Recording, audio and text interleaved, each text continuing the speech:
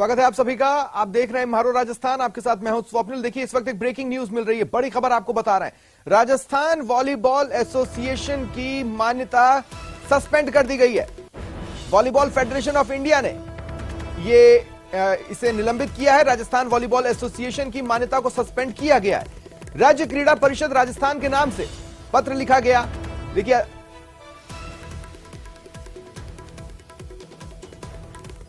अनिल चौधरी जिस एसोसिएशन के अध्यक्ष और राम अवतार जाखड़ जिसके सचिव हैं, उस एसोसिएशन को निलंबित किया गया है और अब एक एडहॉक कमेटी भी बनाई गई है। बढ़ते आगे। गुर्जरों के आराध्य भगवान श्री देव नारायण की जन्मभूमि मालासेरी डूंगरी से पीएम नरेंद्र मोदी ने बड़ा संदेश दिया। पीएम ने कहा कि आपका और हमारा कमल से गहरा नाता है। उन्होंने कहा, बाबा देव नारायण ने बुलाया और मैं हाजिर हो गया। देवनगरी से पीएम मोदी का बड़ा संदेश। बगड़ावत सुरवीरारी कर्मभूमि और देवनारायण भगवान री जन्मभूमि मालासेरी डूंगरी ने मारो प्रणाम। युवाओं को मिले हक तभी आगे बढ़ेगा देश।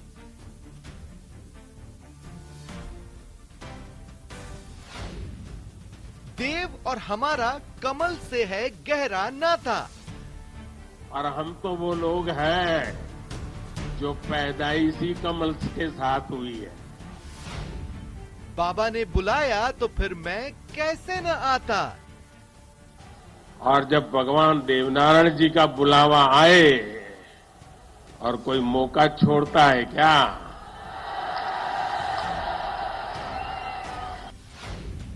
दर्शन, पूजन, हवन, आरती, प्रसाद।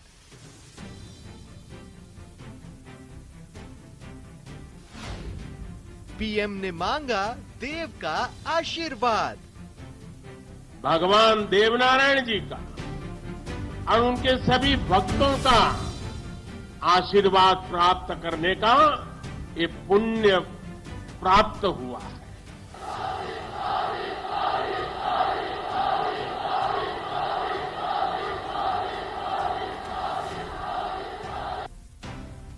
पहले बाबा के दर्शन, पूजन, फिर हवन और आरती। बाबा श्री देव नारायण की जन्मभूमि मालासेरी डूंगरी के दरबार में पीएम मोदी भक्ति के रंग में रंगे नजर आए। गुर्जरों के आराध्य भगवान श्री देव नारायण की 1111वीं जयंती में शामिल होने आए पीएम मोदी ने पूरी आस्था श्रद्धा के साथ बाबा की पूजा अर्चना की और फिर जनसभा को संबोधित करते हुए कई प्रेरक संदेश दिए। राजस्थानी भाषा में अपने संबोधन की शुरुआत करते हुए पीएम मोदी ने गुर्जरों से कहा कि आपका और हमारा गहरा नाता है। भगवान देव नारायण का जन्म कमल पर हुआ है और हमारी तो पैदाइश ही कमल से है। और ये भी देखिए कैसा संयोग है। भगवान देव नारायण जी का 1111वां अवतरण वर्ष। उसी समय भारत की G20 की अध्यक्षता और उसमें भी भगवान देवनारायण का अवतरण कमल पर हुआ था।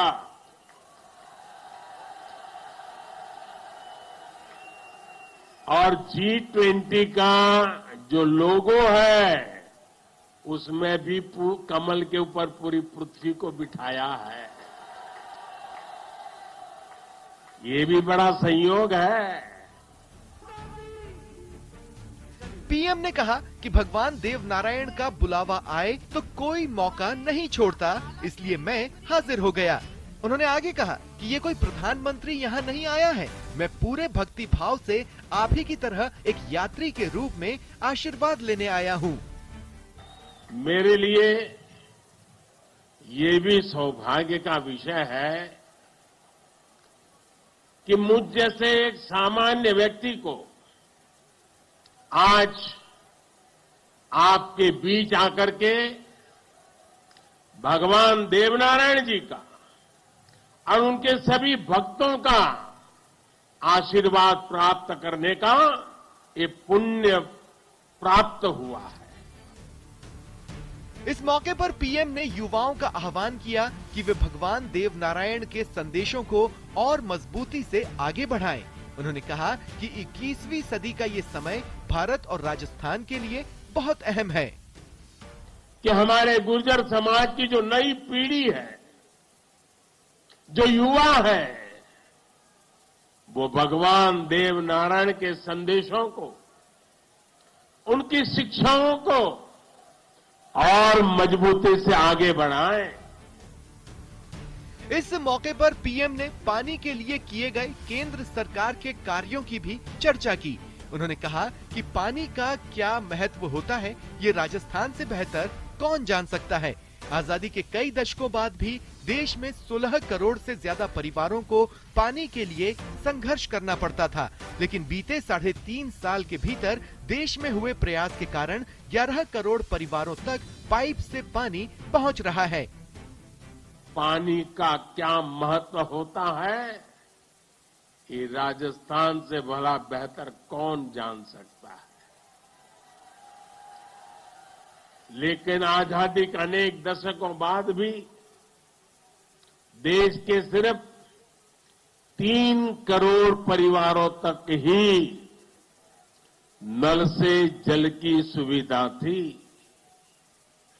16 करोड़ से ज्यादा ग्रामीण परिवारों को पानी के लिए संघर्ष करना पड़ता था।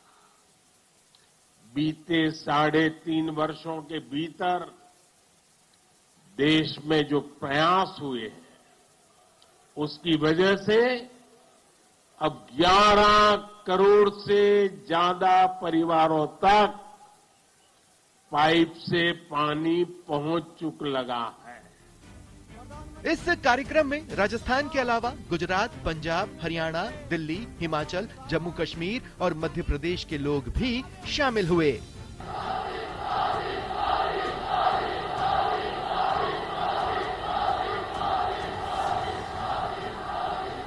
प्रधानमंत्री नरेंद्र मोदी ने गुर्जरों को लुभाने का कोई मौका नहीं छोड़ा। भगवान देव नारायण से लेकर विजय सिंह पथिक को उन्होंने याद किया तो पन्ना धाय को भी नहीं भूले।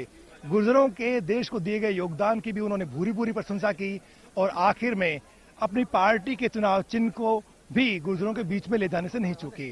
बोले, कमल का फूल हमारी पार्टी का निशान है और भगवान देव नारायण भी कमल के पुष्प पर जन्मे, लिहाजा मेरा भी वर्षों से कमल से जुड़ाव है और मैं भी अपनी पार्टी में रहते हुए कमल के साथ ही पैदा हुआ हूं और कमल के साथ ही आगे बढ़ा हूं। जाहिर सी बात है, कमल को गुर्जरों के बीच में ले जाकर पीएम मोदी चुनावी निशाना तो साध ही गए हैं। उम्मीद उन्हें यही है कि गुर्जर इस बार बीजेपी को बम्पर वोटिंग करेगा। कैमरा पर्सन दिलीप चेची के साथ Babulal Dhayal, news 18, Malaseri Dungri, Bhilwara. PCC chief Govind Singh Dotasra ने केंद्र सरकार पर निशाना साधा। उन्होंने कहा, प्रधानमंत्री नरेंद्र मोदी के गुर्जर वाले बयान को लेकर उन्होंने रिएक्शन दिया। कहा, जिन गुर्जरों की पीएम बात कर रहे हैं, भाजपा शासन में आरक्षण की मांग को लेकर 73 गुर्जरों की मौत हुई। वहीं भरे मंच से प्रधानमंत्री ने ईआरसीपी को लेकर कोई घोषणा नहीं की। मोदी जी आए, मोदी जी ने 1 रुपए की घोषणा नहीं की। न ईआरसीपी का जो मुद्दा था उसके ऊपर उन्होंने अपनी बात रखी। 2 बार यहां पहले चुनाव से पहले कह के गए थे, आज उन्होंने उस बात को नहीं किया, जबकि यही इलाका है भीलवाड़ा और 13 जिले जिसमें ईआरसीपी के लिए लोग मांग कर रहे हैं और उनका हक है जो लेने के लिए संघर्ष कर रहे हैं। और जिस पार्टी ने आरक्षण के मामले में गुर्जरों की हत्या कर दी, वो गुर्जरों को कमल के निशान के उत्पत्ति बता करके उनके अपनी राजनीतिक रोटियां सेकना चाहते हैं, इससे बड़ी शर्म की बात नहीं हो सकती। देश के प्रधानमंत्री को आज यहां पर देवनारायण भगवान के आए तो उनको एक ऐसी घोषणा करनी चाहिए थी कि जिससे आने वाले भविष्य में उसको याद किया जाता। राजस्थान कांग्रेस प्रभारी सुखजिंदर सिंह रंधावा ने केंद्र सरकार पर निशाना साधा। उन्होंने कहा, प्रधानमंत्री नरेंद्र मोदी ने मंच से कमल और गुर्जरों के लिए बोला। कमल तो ठीक है, उनका चुनाव चिन्ह है, लेकिन उनके ही शासनकाल में 73 गुर्जर आरक्षण की मांग करते हुए शहीद हुए थे।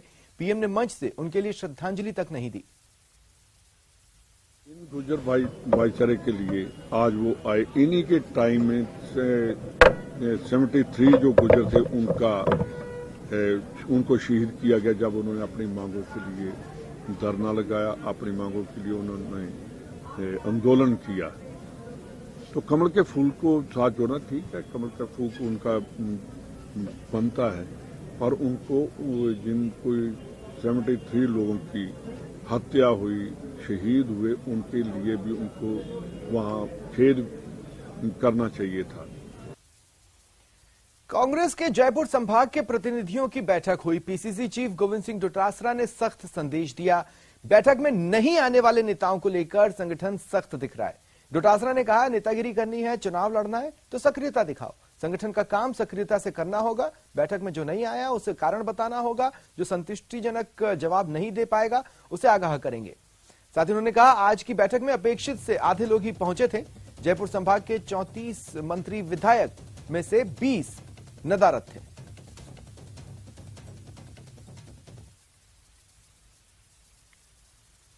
जयपुर डिवीजन की मीटिंग थी, उसमें हाथ से हाथ जोड़ो की और आगे जो कांग्रेस के प्रोग्राम है उनकी बात की गई। जैसे अध्यक्ष जी ने कहा कि कई लोगों की मजबूरी थी, वो नहीं आ सके, तो जो नहीं आए उनसे एक्सप्लेनेशन मांगी जाएगी कि आप क्यों नहीं आए मीटिंग में। मीटिंग कांग्रेस की जरूरी है, पर्सनल काम जो है बाद में होने चाहिए। पॉलिटिकल आदमी जो है उसकी पर्सनल लाइफ नहीं होती। निश्चित रूप से शादियां काफी थी, थोड़े कुछ लोग नहीं आ पाए, उनसे हम लोग व्यक्तिगत रूप से बात करेंगे। जिसका उचित कारण होगा कोई बात नहीं, दोबारा आएंगे। लेकिन जिनका उचित कारण नहीं होगा उनको हम लोग जरूर आगाह करेंगे कि जो भी संगठन का कार्यक्रम हो उसमें आप 100% उपस्थित रहें, और जो संगठन एआईसीसी या पीसीसी जो कार्यक्रम देता है वो सब कांग्रेस के नेता और कार्यकर्ताओं को करना पड़ेगा। जब राहुल गांधी जी 3800 किलोमीटर चल करके इतनी बड़ी तपस्या कर सकते हैं जो दुनिया में किसी ने नहीं की, तो हमारा कांग्रेस के कार्यकर्ताओं को राहुल गांधी जी के पद चिन्हों पे चल करके जनता के बीच में जाना ही होगा, जाना ही होगा, जाना ही होगा।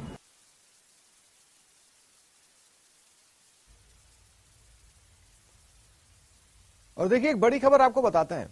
हाथ से हाथ जोड़ो अभियान को लेकर बैठक चल रही थी और इस बैठक में पीसीसी चीफ गोविंद सिंह डोटासरा और एक पूर्व विधायक में तनातनी हो गई।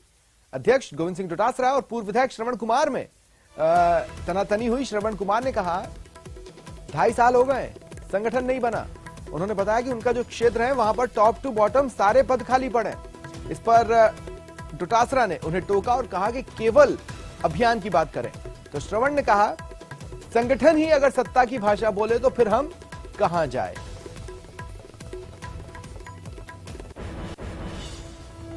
एक अजीब सी स्थिति का सामना पीसीसी चीफ को करना पड़ा।